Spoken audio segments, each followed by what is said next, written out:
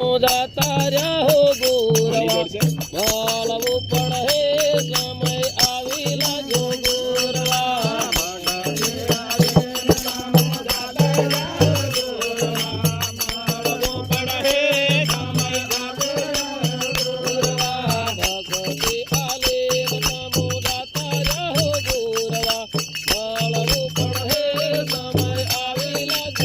ગોરવા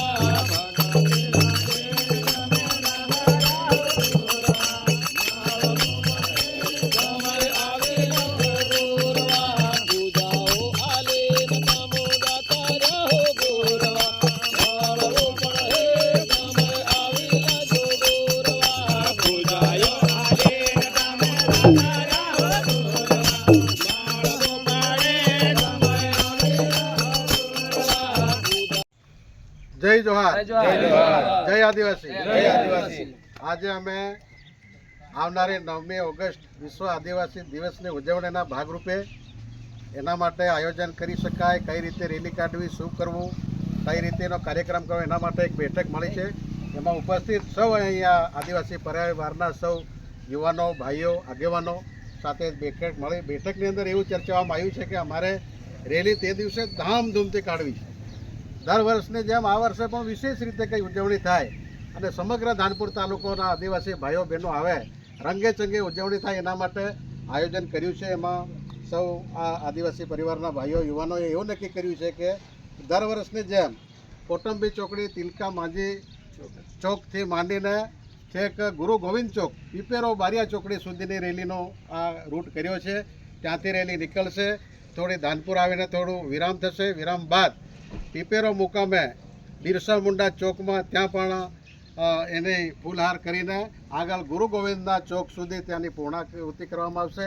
સમય તે દિવસે આપણો ઉજવણી આદિવાસીના એક તહેવાર છે, એની સાથે સાથે એક ધાર્મિક તહેવાર, ભાઈ બહેનનો એક પવિત્ર પ્રેમ, રક્ષાબંધનનો પણ તહેવાર છે, જેના કારણે સંખ્યામાં પણ આ ધામધૂમથી ઉજવવાની છે, એટલે બધા ભાઈ બહેનો પણ આવવાના છે।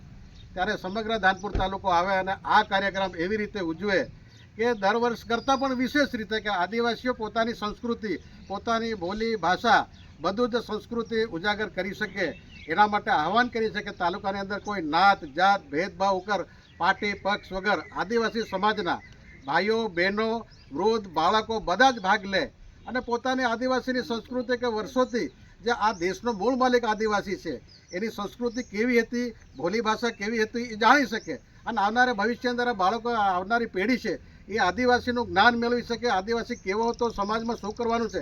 ઘણી બધી સમાજમાં બદીઓ છે, આરોગ્ય, શિક્ષણથી માંડીને, રોજગારથી માંડીને એના વિશે પણ જાગૃત થાય, પોતાના સમાજ માટે જાગૃત થાય, એ માટે આ રેલી ઉજવાય એના માટે અમે આ મિટિંગ કરી છે। અને ખાસ કરીને વ્યસન મુક્તિ સાથે રેલી ધામધૂમથી, કોઈ વાદ વિવાદ વગર, કોઈ અન્ય સમાજને કોઈ ખોટું ના લાગે, અન્ય સમાજની કોઈ ટીકા ટિપ્પણી ના થાય અને કોઈને નુકસાન ના થાય, કોઈ સમાજને નુકસાન ના થાય, એ રીતે અમે શિસ્તબદ્ધ રીતે આ રેલી ડુમકા કોટંબી ચોકડીથી પીપેરો ચોકડી પૂર્ણાહુતિ કરવાના છે। એના માટે અહીંયા સૌ મળ્યા છે। બાકીના વેપારી હોય, શિક્ષક મિત્રો હોય, કોઈ નોકરી કરતા હોય, કોઈ પણ આ સમાજમાં નોકરી, નાનો મોટો વેપાર ધંધા કે રોજગારમાં મજૂરીએ જેલા યુવાનો પણ તે દિવસે આવીને આ ધામધૂમથી આ ઉજવણી કરવાના છે। ખાસ કરીને સાહેબ, જ્યારે આ 9મી ઓગસ્ટ છે એ સાથે બીજો પણ તહેવાર જોડાયેલો છે, રક્ષાબંધન, તો એના વિશે આપણે કઈ રીતે તૈયારી કરી છે? રક્ષાબંધનનો તહેવાર છે, ભાઈ બહેનનો પવિત્ર તહેવાર છે, એ પણ ધામધૂમથી ઉજવવાના છે। આ એક આ બેવડાતો કાર્યક્રમ છે, એટલે બહુ સારી રીતે ઉજવાશે। એનું કારણ છે કે બંને ઉમંગો સાથે મળશે, ભાઈ બહેનનો તહેવાર અને આપણી આદિવાસી સમાજની એક આ રેલી, એ બંને સાથે મળે અને બંને તહેવારો સારી રીતે ઉજવાય, સોનામાં સુગંધ મળે એવી રીતે બંને તહેવારો સારી રીતે ઉજવાય, એના માટે ભાઈ બહેનો થનગની રહ્યા છે અને બહુ શાંતિપૂર્ણ રીતે આ તહેવાર ઉજવવાનો છે। તો આપણા જે સમાજના આગેવાનો છે, સમાજના જે માણસો છે, એમને કઈ રીતે આપણને આમંત્રણ આપવા માંગો છો? સમાજના આગેવાનો આજે જે મુખ્ય લોકો એ મળ્યા છે, જે લોકો નથી આવ્યા એને પણ એવો સંદેશો આપીએ છીએ કે બધા આ કોઈ અલગ કોઈનો કાર્યક્રમ નથી, આ સમાજનો કાર્યક્રમ છે, એટલે નથી આવ્યા લોકોને પણ સંદેશો આપીએ છીએ ગામે ગામ કે બધા સાથે મળીને આ તહેવાર આપણો ધામધૂમથી ઉજવાય।